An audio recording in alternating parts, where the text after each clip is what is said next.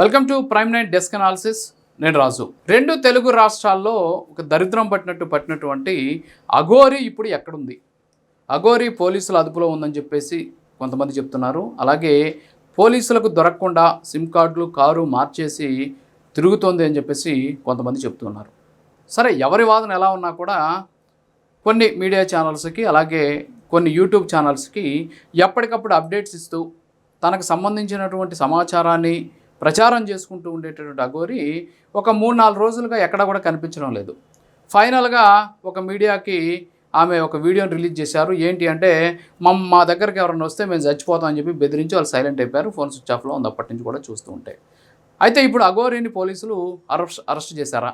అందుకనే అఘోరి ఇంకా కూడా ఇప్పుడు బయటికి రావడం లేదు. అఘోరికి సంబంధించిన అప్డేట్స్ ఎందుకు బయటికి రావడం లేదు అంటే, పోలీసులు అదుపులోకి తీసుకొని ఉండవచ్చు, అది కూడా ఉత్తరప్రదేశ్ బార్డర్లో అదుపులోకి తీసుకొని ఉండారు అని చెప్పేసి కొంతమంది చెప్తూ ఉన్నారు. సో అది ఎంతవరకు వాస్తవం పక్కన పెడితే, అసలు ఈ అఘోరి శ్రీనివాస్ అనేవాడు ఏం చేసేవాడు? అఘోరి శ్రీనివాస్కి సంబంధించి అసలు ఆ డబ్బులు ఎలా వస్తున్నాయి? అఘోరి శ్రీనివాస్ సంపాదన ఏంటి? ఒక కారు వేసుకొని ఆ కారులో దేశమంతా కూడా తిరుగుతూ భారీ ఎత్తున పూజలు అలాగే హోమాలు రకరకాలైనటువంటి అంశాలతోటి డబ్బులు సంపాదిస్తూ ఉన్నటువంటి అఘోరి శ్రీనివాస్ చరిత్ర అంతా కూడా నిజంగా ఒక అనుమానాస్పదమైనటువంటి చరిత్ర. అసలు అతను ఎందుకు మహిళగా మారాల్సి వచ్చింది అంటే, ఇక్కడ తమిళనాడులో శివగంగా అనేటటువంటి ప్రాంతంలో ఆయన ఒక ఆశ్రమం పెట్టుకున్నాడు. ఆ ఆశ్రమానికి సంబంధించి అక్కడ కొన్ని చేయకూడనటువంటి పనులు చేస్తే అక్కడ ఉన్నటువంటి వాళ్ళు తరిమి కొట్టారని చెప్పేసి తెలుస్తుంది. తరిమి కొట్టిన తర్వాత ఆయన వెళ్ళి ఇండోర్లో ఒక ఆపరేషన్ చేయించుకున్నాడు. దాన్నే రీఅసెస్మెంట్ అంటే ఏదైతే జెండర్ రీఅసెస్మెంట్ సర్జరీ అంటారు. ఈ సర్జరీ చేసుకున్న తర్వాత మళ్ళీ ఆయన తెలంగాణకి రావడం, తల్లిదండ్రులు చూసే సందర్భంలో అక్కడ ఉన్నటువంటి వాళ్ళంతా కూడా ఏదో ఒక దైవ స్వరూపంగా భావించడం, కాళ్ళ మీద పడిపోవడం చూసి అరే బిజినెస్ అక్కడికంటే ఇక్కడ ఎక్కువగా ఉందని చెప్పేసి చెప్పారని ఒక వాదన ఉంది. మరొక వాదన అనిల్ బెహ్రా లాంటి వాళ్ళు ఏం చెప్తూ ఉన్నారంటే, ఈ అఘోరి అనేటటువంటి వ్యక్తి అంగాన్ని కోసి తీసేసి దాన్ని హోమంలో వేస్తే పవర్స్ పెరుగుతాయనేటటువంటి ఉద్దేశంతో ఆయన గతంలో ఈ పని చేశాడు అని చెప్పేసి కూడా ఆయన లాంటి వాళ్ళు కొంతమంది ఈ వర్షన్ని లేవనెత్తుతూ ఉన్నటువంటి సిచ్యువేషన్. సరే, ఏదేమైపోయినా సరే ఈ వర్షిని వ్యవహారం ఏంటి? అసలు ఎవరు ఈ వర్షిని ఎవరు? మంగళగిరికి చెందినటువంటి అమ్మాయి. ఈ మంగళగిరికి చెందినటువంటి ఈ వర్షిని గతంలో తణుకులో ఉన్నటువంటి ఒక ఈ అఘోరాకి సంబంధించినటువంటి అఖాడాలో కొద్ది రోజులు అక్కడికి వెళ్ళి అక్కడేదో ఈ అఘోరికి సంబంధించినటువంటి ఒక మంత్రోపదేశం చేయాలి, సాధన చేయాలనే ఉద్దేశంతో అక్కడికి వెళ్ళిన తర్వాత అక్కడ ఉన్నటువంటి కొంతమందితోటి సన్నిహితంగా మెరుగుతూ తర్వాత దానికి సంబంధించిన వీడియోలు కూడా బయటకు వచ్చాయి. అవన్నీ కూడా మనం చూసినటువంటి సిచ్యువేషన్. అయితే ఆ సందర్భంలోనే ఈ అఘోరి శ్రీనివాస్ని ఆ తణుకులో ఉన్నటువంటి ఆ అఖాడాకి అధిపత్యం చేయాలనేటువంటి ఉద్దేశంతో కొంతమంది కలిసి పావులు కదిపి అక్కడ ఉన్నటువంటి ఎవరైతే ఆ అఘోరాకి సంబంధించినటువంటి అఖాడా అధిపతి ఉన్నాడో ఆయనకి సంబంధించి ఆయన్ని అక్కడి నుంచి తప్పించేటటువంటి ప్రయత్నం చేశారని, అది ఆయన ముందుగా పసిగట్టి వెళ్ళిన అక్కడి నుంచి తరిమేశారని చెప్పేసి, ఆ తర్వాత బయటకు వచ్చి అనేక రకాలైనటువంటి డ్రామాలు వేస్తారని చెప్పేసి రకరకాలైనటువంటి వాదనలు కూడా వినిపిస్తూ ఉన్నాయి. అయితే దీని వెనక ఒక పెద్ద నెట్వర్క్ ఉంది అనేటటువంటి అనుమానాలు కూడా ఉన్నాయి. ఎందుకంటే అనిల్ బెహ్రా అనేటువంటి వ్యక్తి మాట్లాడుతూ ఉన్నటువంటి సందర్భంలో కొన్ని అంశాలు చెప్పారు. ఏంటి అంటే, తన మీద దాడి చేయడానికి వచ్చినటువంటి శ్రీనివాస్ మీద కేసు పెట్టడానికి వెళ్తేనే పోలీసులు తన మీద కేసు పెట్టారని చెప్తున్న పరిస్థితి. మరోపక్క ఒక డిప్యూటీ సీఎం భార్య కూడా ఈ వ్యవహారంలో ఆయనకి సపోర్ట్ చేస్తుంది అనేటువంటి అంశాన్ని కూడా ఈ అనిల్ బెహ్రా బయటపెట్టినటువంటి సిచ్యువేషన్. సో ఓవరాల్గా చూసుకుంటుంటే ఈ అఘోరి శ్రీనివాస్ అనేవాడు ఒకడా లేకపోతే ఒక వ్యవస్థ అనేటటువంటి అనుమానాలు అయితే కలగక మానడం లేదు. ఎందుకంటే ఒక చిన్న స్థాయి వ్యక్తి అయితే ఎప్పుడు అతను అరెస్ట్ చేసి అదుపులోకి తీసుకొని పోలీసులు ఇంట్రాగేట్ చేసేటటువంటి పరిస్థితి ఉండేది. అయితే ఇతను అఘోరి అనేటటువంటి ముసుగులో ఎలాంటి అసాంఘిక కార్యక్రమాలకు పాల్పడుతున్నాడు అనేటటువంటి అనుమానాలు ఉన్నాయి. గతంలో కూడా ఇతను కొంతమంది అమ్మాయిలతోటి అసభ్యంగా ప్రవర్తించినట్టు, అప్పట్లో ఆ ప్రాంతంలో అతని మీద దాడి జరిగినట్టు కూడా రకరకాలైనటువంటి వాదనలు వినిపిస్తూ ఉన్నటువంటి సిచ్యువేషన్. ఆ తర్వాతే అతను రీఅసెస్మెంట్ అంటే జెండర్ రీఅసెస్మెంట్కి సంబంధించినటువంటి శస్త్రచికిత్స చేసుకున్నాడు అని చెప్పేసి కూడా బయటకు వచ్చినటువంటి వాదన. అయితే ఇప్పుడు అఘోరి శ్రీనివాస్ కాదు మెయిన్. అఘోరి శ్రీనివాస్ వెనక ఉన్నటువంటి పెద్ద తలను పట్టుకోవాలి. ఈ అఘోరి శ్రీనివాస్ వెనక ఉన్నటువంటి పెద్ద తలలు ఎవరు? అఘోరి శ్రీనివాస్ నడిపిస్తున్నది ఎవరు? అసలు అఘోరి శ్రీనివాస్ కారులో ఉంది. ఫర్ ఎగ్జాంపుల్ ఆయన కారు మనం కానీ చూస్తే మొత్తం కూడా బ్లాక్ షీట్స్ ఉంటాయి, దాని మొత్తం కూడా స్టిక్కర్స్తో అతికిచ్చేస్తుంది. ఒకవేళ బయట నుంచి కానీ చూస్తే లోపల ఏముందో కూడా బయట వాళ్ళకి తెలియకుండా అతను చాలా పకడ్బందీగా దాన్ని ప్యాక్ చేసి ఉంటాడు. అంటే నిజంగా కారులో అతను ఏమన్నా ఒక రకమైనటువంటి సంఘ విద్రోహ కార్యక్రమాలకు పాల్పడుతున్నాడా, అంటే ఈ డ్రగ్స్కి సంబంధించినటువంటి దందా చేయడం కావచ్చు, లేకపోతే ఇతర హవాలాకి సంబంధించిన కార్యక్రమాలు ఏమైనా చేస్తున్నాడా. అంతేకాకుండా ఇక్కడ అనుమానం కలిగించేటువంటి అంశాలు ఏంటంటే ఇతన్ని పోలీసులు ఎక్కడ ఆపినా సరే హంగామా చేసేయడం, వెంటనే బట్టలు ఇప్పేసేయడం. అలాగే ఫర్ ఎగ్జాంపుల్ గతంలో మనం చూసాం, శ్రీకాళహస్తిలో పోలీసులు ఎక్కడి నుంచి వెళ్ళండి అని చెప్తే పెట్రోల్ పోసుకునేటటువంటి ప్రయత్నం చేయడం. సో ఇవన్నీ కూడా చూసినటువంటి పరిస్థితుల నేపథ్యంలో అతను ఏదో చేయకూడనటువంటి ఒక దందా చేస్తున్నాడు.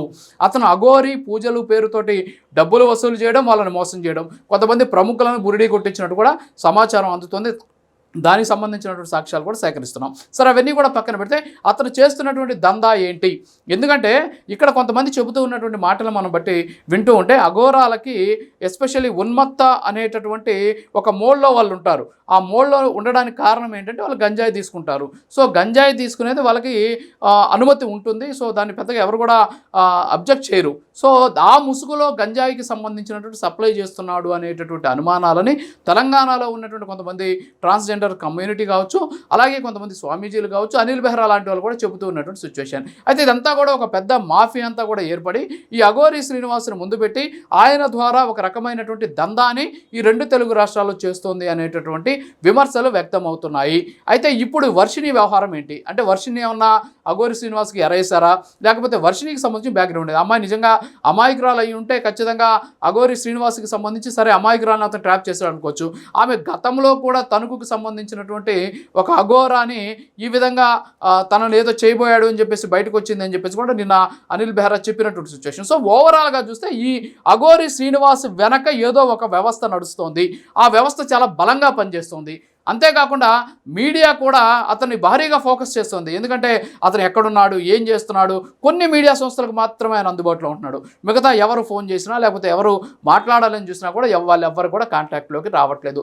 ఈవెన్ వర్షిని కూడా అదే పరిస్థితి. అంటే ఇదంతా కూడా ఒక ఆర్గనైజ్డ్ వ్యవస్థలాగా తయారయ్యి ఆర్గనైజ్డ్ క్రైమ్కి ఏమైనా పాల్పడుతున్నారనేటువంటి అనుమానాలు వ్యక్తమవుతున్నాయి. అయితే గడిచిన 3-4 రోజులుగా ఆయన టచ్లో ఉన్నటువంటి మీడియా ఛానల్స్లో కూడా వాళ్ళకు కూడా ఏమి అప్డేట్స్ లేవు. సో దీన్ని బట్టి చూస్తుంటే అతను ఏమైనా పోలీసులు అరెస్ట్ చేశారనేటువంటి అనుమానాలు అయితే వ్యక్తమవుతున్నాయి. సరే, ఆ విషయాన్ని పక్కన పెడితే ఇప్పుడు అఘోరి ఎక్కడున్నాడు అంటే మనకున్న సమాచారం ఏంటంటే సిమ్ కార్డులు మార్చేస్తున్నాడు, కారుని మార్చుకుంటూ వెళ్ళిపోతున్నాడు. అయినా సరే పోలీసులు ట్రాక్ చేసి అతని పట్టారు అని చెప్పేసి కూడా తెలుస్తూ ఉంది. సరే, అయినప్పటికీ కూడా కేవలం ఇక్కడ అఘోరి శ్రీనివాస్ కాదు, అఘోరి శ్రీనివాస్ వెనక ఒక వ్యవస్థ ఉంది. ఆ వ్యవస్థను ఖచ్చితంగా పోలీసులు కానీ టచ్ చేస్తే వాస్తవాలు వెలుగు చూసేటటువంటి ఛాన్సెస్ ఉన్నాయి. సో మొదటి నుంచి కూడా అంటే అతను ఏదైతే నిర్మల్ జిల్లా అనుకుంటా, నిర్మల్ జిల్లా దగ్గర నుంచి ఆయన పుట్టిన దగ్గర నుంచి ఇప్పటి వరకు చేసినటువంటి అన్ని కార్యక్రమాలు. సో ఇవాళ ప్రైమ్ నైన్ కూడా ఒక ఎక్స్ప్లోజివ్ చేయబోతోంది ఆ అఘోరి శ్రీనివాస్కి సంబంధించి. సో ఆ వివరాలు కూడా బయట పెట్టబోతున్నాం. అయితే దీనికంటే ముందు పోలీసులు కూడా ఆ కోణంలో విచారణ కానీ చేస్తే వాస్తవాలు వెలుగు చూసేటటువంటి అవకాశాలు కనిపిస్తున్నాయి. పబ్లిక్ న్యూసెన్స్ చేసి అక్కడ ఉన్నటువంటి పోలీసులు పబ్లిక్ అటెన్షన్ని తన మీదకి గ్రాప్ చేసుకుని తన కారు మీదకి వెళ్లకుండా చూశాడు. గతంలో మనం చూసాం మంగళగిరి ప్రాంతంలో ఒక పోలీస్ ఆఫీసర్ వెళ్ళి ఆ కారు డోర్ ఓపెన్ చేస్తుంటే పోలీసులు బూతులు తిడుతూ వెళ్ళినటువంటి పరిస్థితి. అయినా సరే ఎవరు ఆ అఘోరి శ్రీనివాస్ మీద చర్యలు తీసుకోవాలి. బూతులు తిట్టినటువంటి సిచ్యువేషన్ మనం చూసాం చాలా మంది పోలీసుల పట్ల. అయినా సరే పోలీసులు చర్యలు తీసుకోవాలి. అంటే ఆ కారులో ఏదో ఉంది, ఆ కారు ముసుగులో ఏదో చేస్తోంది.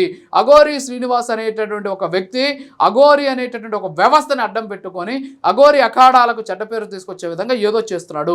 ఈ నేపథ్యంలోనే అఘోరి అఖాడాకి సంబంధించినటువంటి అధిపతులు కూడా నిన్న ఒక ప్రెస్ నోట్ కూడా రిలీజ్ చేశారు. ఈ అఘోరి శ్రీనివాస్ అనేటటువంటి అతనికి ఎలాంటి అఖాడాలతోటి సంబంధం లేదు, అతను ఒక స్వయం ప్రకటిత అఘోరి అని చెప్పినటువంటి పరిస్థితి. ఎక్కడ కూడా అంటే ఎస్పెషల్లీ అఘోరీలు ఎక్కడికి ఇళ్ళకెళ్ళి పూజలు చేయరు, అంతేకాకుండా యోని పూజలు చేస్తామని చెప్పరు. అఘోరి ఎప్పుడు కూడా అంటే యోని పూజలు చేసేటటువంటి వ్యవస్థ ఏంటి అనేది కూడా మనం ఎంక్వైరీ చేస్తే ఇది కామాఖ్య పీఠంకి సంబంధించి అక్కడ కొంతమంది నిర్దేశితమైనటువంటి పూజారులు మాత్రమే ఈ పూజ చేస్తారని కూడా తెలిసింది. అయినప్పటికీ కూడా యోని పూజ చేస్తారని చెప్పేసి ఇతను ఒక ప్రొడ్యూసర్, మహిళా ప్రొడ్యూసర్ నుంచి 9,80,000 రూపాయల వరకు కూడా ఆయన వసూలు చేసినటువంటి సిచ్యువేషన్. సో ఇవన్నీ కూడా చూస్తూ ఉంటే ఈ అఘోరి శ్రీనివాస్ అనేటటువంటి ఒక వ్యక్తి ఒక ఆర్గనైజ్డ్ క్రైమ్స్ చేస్తూ పోలీసులకు దొరకకుండా, అదే సినిమాలో మనం చూసాం. ఆ సినిమాలో ఆయన బైకుల మీద ఇసుక తీసుకెళ్తూ ఉంటాడు. పోలీసులు చెక్ పోస్ట్ ఆఫ్ చేసి ఏంటి ఇసుక ఏం తీసుకెళ్తున్నావు అంటే ఇసుక అని చెప్తాడు.